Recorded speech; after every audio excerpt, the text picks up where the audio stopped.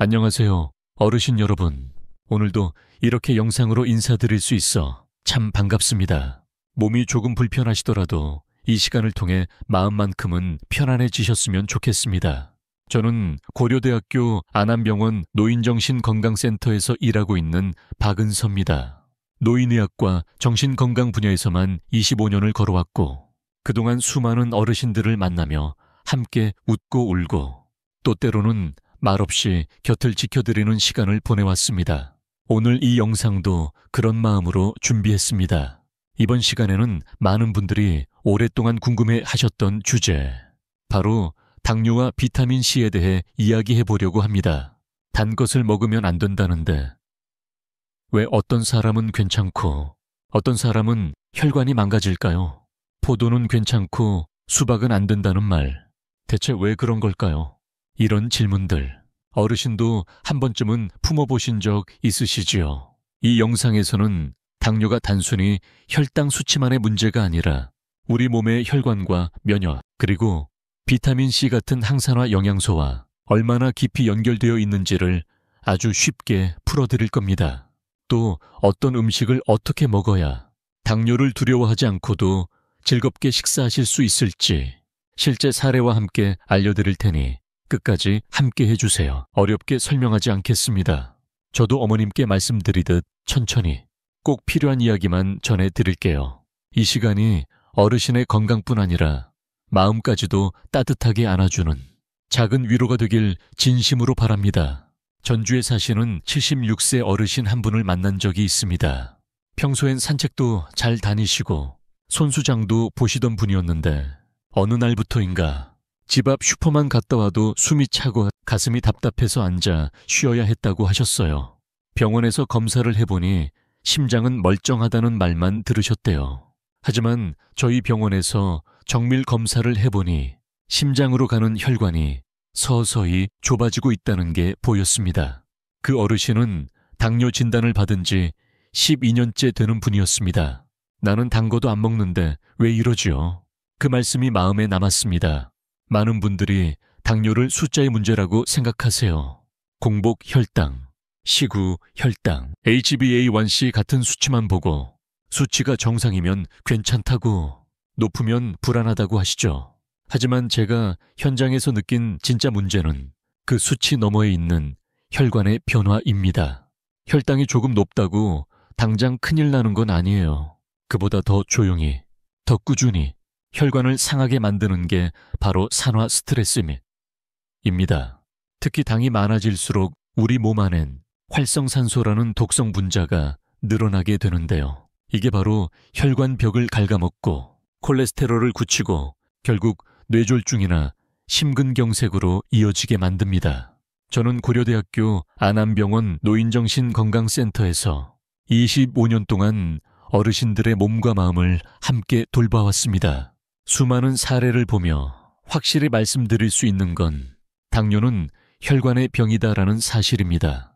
그러니 혈당 수치만 보지 마시고 이제부터는 혈관도 함께 돌보는 지혜로운 관리가 필요합니다. 진료실에 오시는 어르신들 중엔 당뇨 진단을 받은 이후로 밥도 줄이고 과일도 아예 안 드시는 분들이 많습니다. 심지어는 좋아하시던 고구마도 달다는 이유로 끊으셨다고 말씀하세요. 괜히 먹었다가 혈당 오를까 봐요. 단 건 입에도 안 돼요. 무서워서요. 이런 말씀을 들을 때면 저는 꼭 이렇게 여쭤봅니다. 요즘 힘 빠지거나 어지럽거나 자꾸 졸리지 않으세요? 당이라는 건요, 단순히 피해야 할 나쁜 것이 아닙니다. 우리 몸에 꼭 필요한 에너지원입니다. 밥을 먹고 과일을 먹고 뿌리 채소를 먹으면 그 안에 있는 탄수화물이 포도당으로 바뀌어 뇌와 근육, 심장까지 에너지를 보내주는 역할을 하죠. 그런데 단 걸 무조건 끊게 되면 우리 몸은 기본적인 활동조차 버겁게 느끼게 됩니다. 계단을 오를 때 다리에 힘이 없고, 아침에 일어나면 머리가 멍하고 가슴이 답답하고, 식사하고 나면 바로 졸음이 쏟아지는 증상도 생깁니다. 혈당이 지나치게 높은 것도 문제지만 너무 낮아져도 우리 몸은 비명을 지릅니다. 이걸 우리는 저혈당 스트레스라고 부릅니다. 특히 70대 이상 어르신들에게는 몸에 저장된 에너지가 적기 때문에 먹는 것 자체가 줄어들면 금방 피곤하고 어지럽고 심할 땐 실신하거나 쓰러질 수도 있어요. 실제로 저는 78세 여성 환자 한 분을 기억합니다.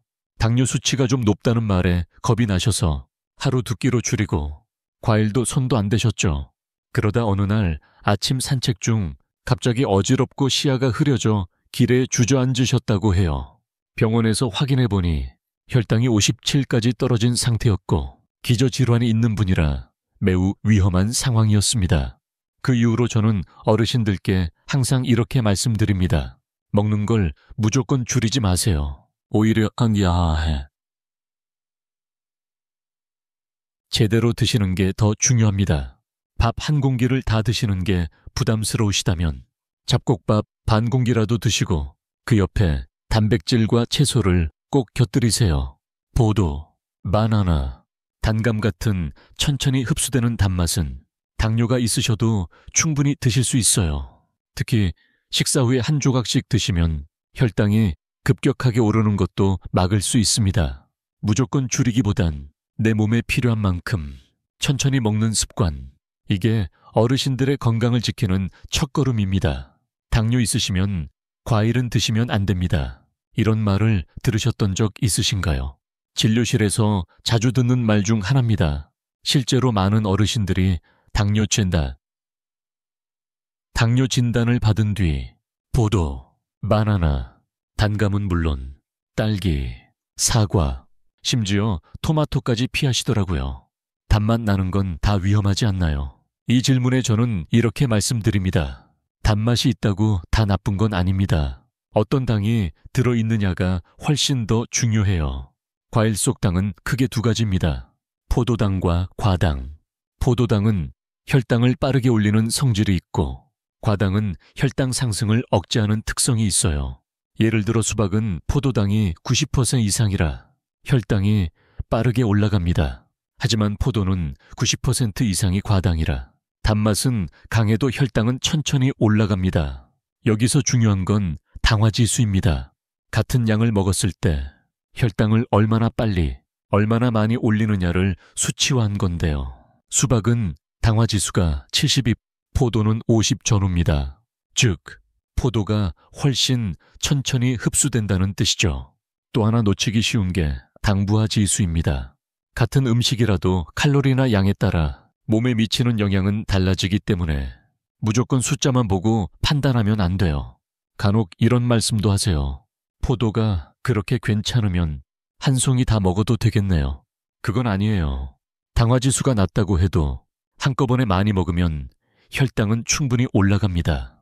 중요한 건 언제, 얼마나, 어떤 상태에서 먹느냐입니다. 공복에 과일만 먹는 건 추천하지 않습니다. 특히 어르신들에겐 더욱 그래요. 뱃속에 음식이 아무것도 없을 때 당만 들어오면 혈당이 급격히 올라갔다가 다시 떨어지면서 오히려 더 불안정해질 수 있거든요. 식사 후 1시간쯤 소화가 어느 정도 된 시점에 보도 5-6알 단감 한 조각 정도, 이 정도는 혈당을 천천히 올려줄 뿐 아니라 비타민과 식이섬유, 항산화 성분도 함께 공급해줍니다. 특히 비타민C는 당뇨 합병증을 예방하는데 매우 중요한 역할을 해요. 혈관을 손상시키는 활성산소를 중화시켜주고 혈관 내피세포를 보호해주기 때문에 오히려 과일을 제대로 먹는 게 더 좋을 수 있습니다. 저는 과일을 무조건 피하라고 말씀드리지 않습니다.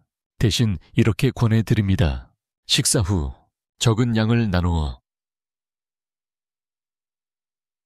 과일도 약처럼 드세요. 어르신의 식탁에서 과일이 사라지면 입맛도 기분도 점점 위축될 수 있습니다. 그렇다고 무조건 드시라는 건 아니고요. 단기 천천히 흡수되는 과일을 내 몸 상태에 맞게 하루에 선물처럼 즐기시면 됩니다. 박사님, 비타민C는 그냥 감기 예방용 아닌가요? 약국에서 파는 건 다 거기죠 뭐. 어르신들께 자주 듣는 말입니다.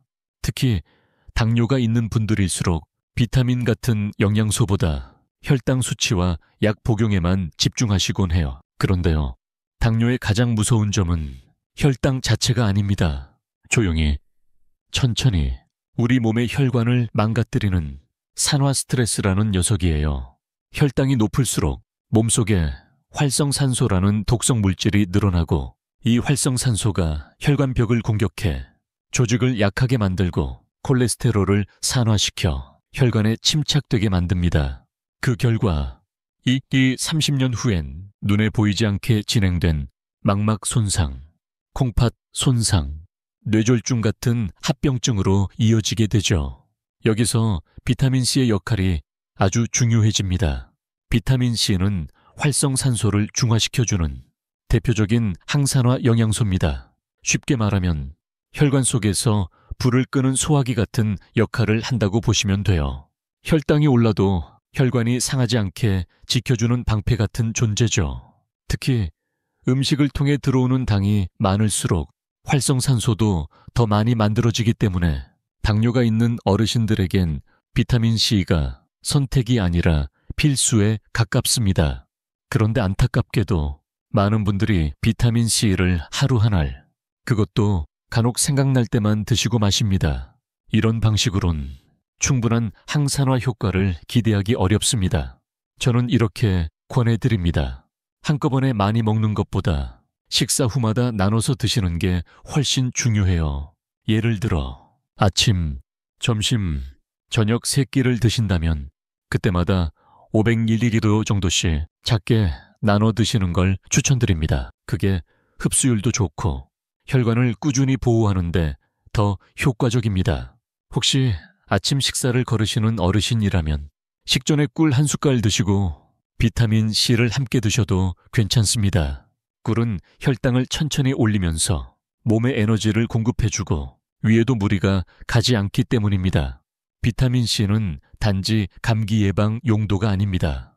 특히 당뇨가 있는 분들에겐 혈관을 지켜주는 방패이자 합병증을 늦추는 자연의 도움입니다. 약처럼 부담 갖고 드시지 않아도 됩니다. 하지만 꾸준하게 잊지 않고 드시는 것, 그게 어르신 몸을 지켜주는 가장 부드러운 방법입니다. 당뇨 진단을 받은 후 가장 먼저 줄이게 되는 게 바로 밥입니다. 밥만 먹으면 혈당이 확 올라가니까 무섭다. 이런 말씀 많이 들었습니다. 하지만 밥 자체가 문제라기보다는 이 어떻게 먹느냐가 더 중요합니다. 예를 들어 흰쌀밥 한 공기를 반찬 없이 드셨을 때는 혈당이 빠르게 오르지만 같은 흰쌀밥이라도 채소나 단백질, 식이섬유와 함께 먹으면 당의 흡수 속도가 확연히 느려집니다. 제가 우리 어머님께도 권하는 방법이 있어요. 밥은 반 공기 드셔도 괜찮아요. 하지만 옆에 반드시 초록색 반찬을 두세요. 초록색 반찬이란 시금치, 상추, 쑥갓, 가지, 브로콜리 같은 익인 채소나 생야채입니다. 여기에 들기름 한 방울을 떨어뜨려 무쳐 드시면 흡수 속도를 늦추는데 효과적입니다. 왜냐하면 지방과 식이섬유는 단기 위에서 장으로 넘어가는 시간을 늦춰주거든요. 그래서 혈당이 천천히 올라가고 식후 졸음도 줄어들어요. 특히 어르신들처럼 소화가 느리고 위가 예민하신 분들은 채소를 살짝 데쳐 드시는 걸 추천드려요. 익인 채소는 위에도 부담이 덜하고 포만감도 더 오래갑니다. 또 한 가지 팁은 밥을 먼저 먹지 않고 채소, 단백질, 밥 순서로 드시는 것입니다. 이렇게 먹는 순서만 바꿔도 혈당이 갑자기 치솟는 걸 방지할 수 있어요. 실제로 일본의 한 연구에 따르면 같은 메뉴를 먹더라도 먹는 순서만 바꿨을 때 혈당 변화가 30% 이상 낮아졌다고 합니다.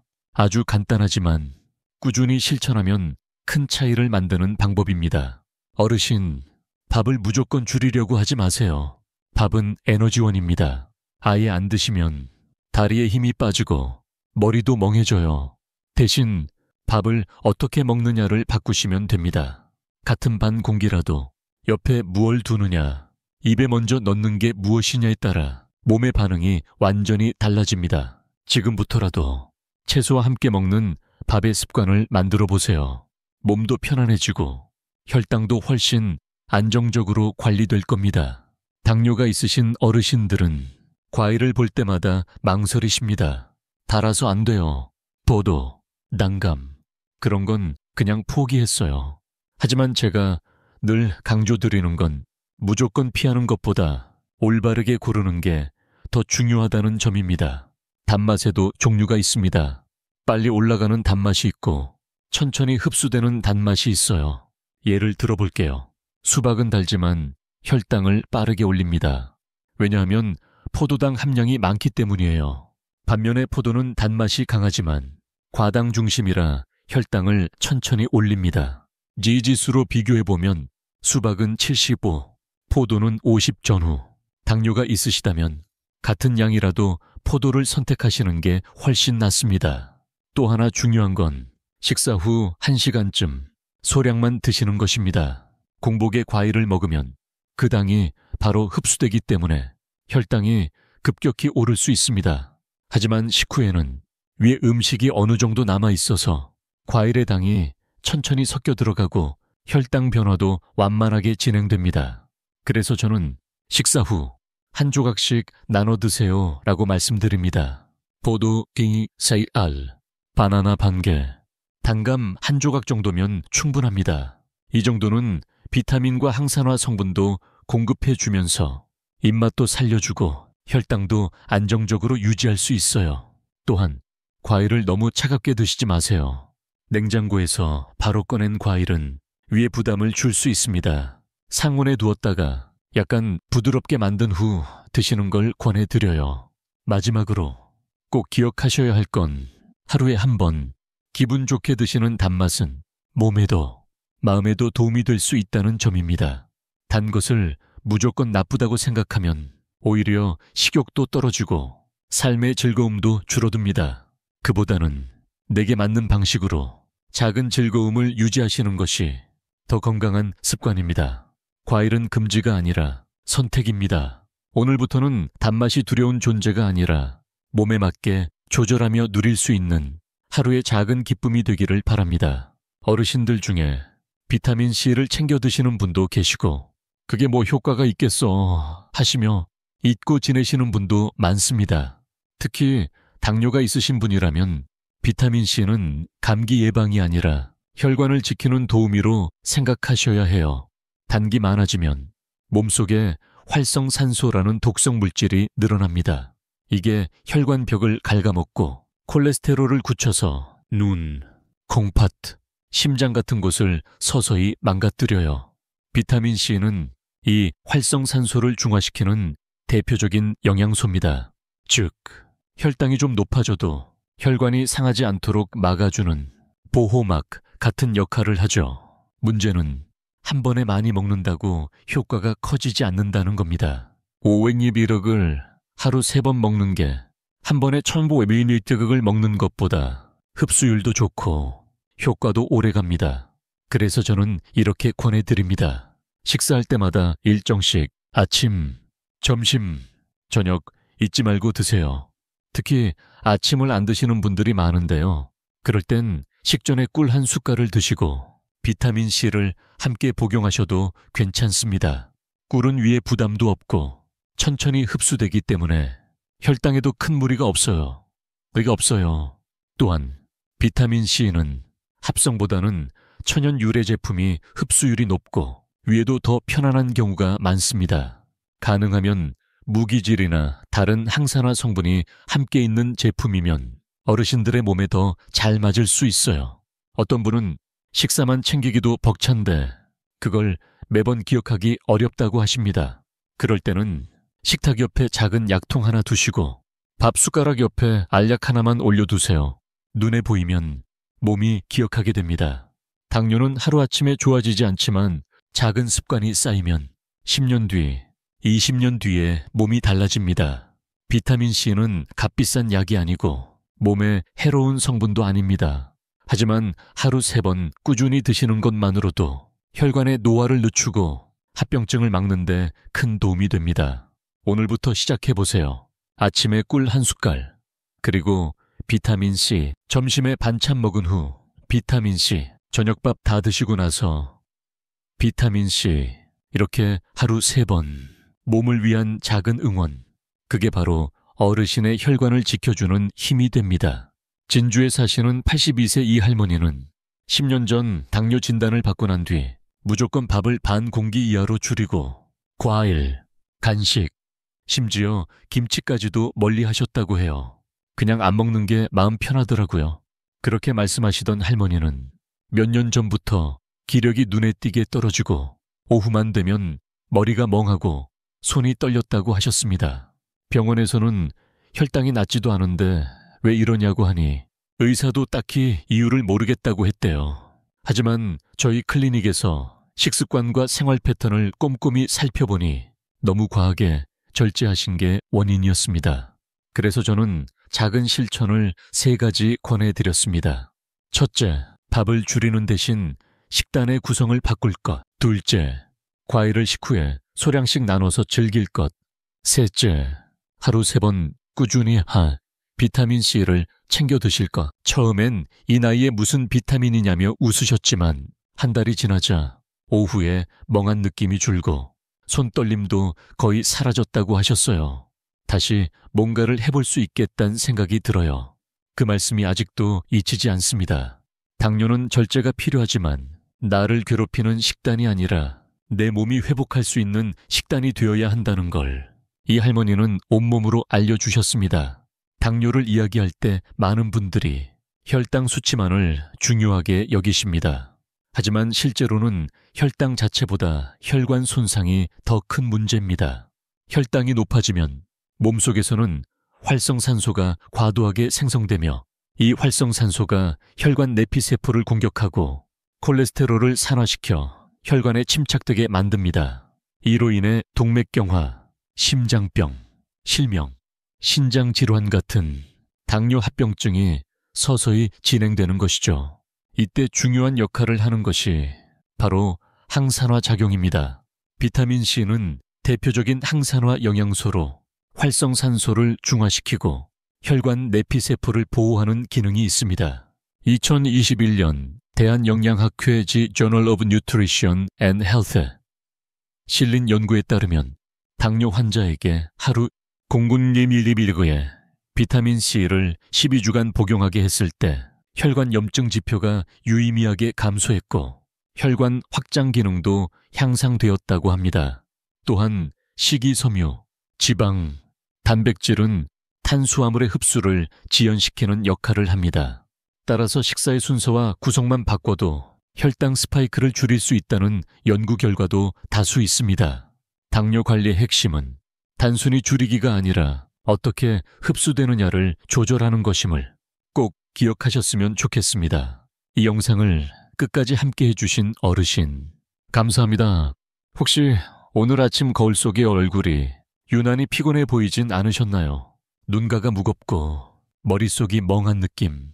그건 단순한 나이 탓이 아니라 내 몸이 보내는 작은 신호일 수 있습니다. 당뇨는 수치만으로 판단할 수 없는 병입니다. 숫자가 아닌 습관이 10년, 20년 뒤에 건강을 결정합니다. 오늘 알려드린 3가지 식사 구성, 과일 선택, 비타민C 복용, 어느 것 하나 어렵지 않지만 매일매일 반복하면 혈관이 조금씩 달라지기 시작할 겁니다. 나를 혹사시키는 절제가 아니라 내 몸을 편하게 해주는 방식으로 식단을 다시 생각해 보셨으면 합니다. 당뇨는 절망이 아닙니다. 내가 나를 조금 더 살피겠다는 다짐이자 가족을 위한 사랑의 시작입니다. 오늘 영상이 도움이 되셨다면 주변의 친구나 가족에게도 함께 나눠주세요. 건강은 혼자 지키기 어렵지만 함께하면 훨씬 든든해집니다. 오늘 밤 비타민C 한 알과 함께 당신의 혈관이 조용히 회복되기를 바랍니다.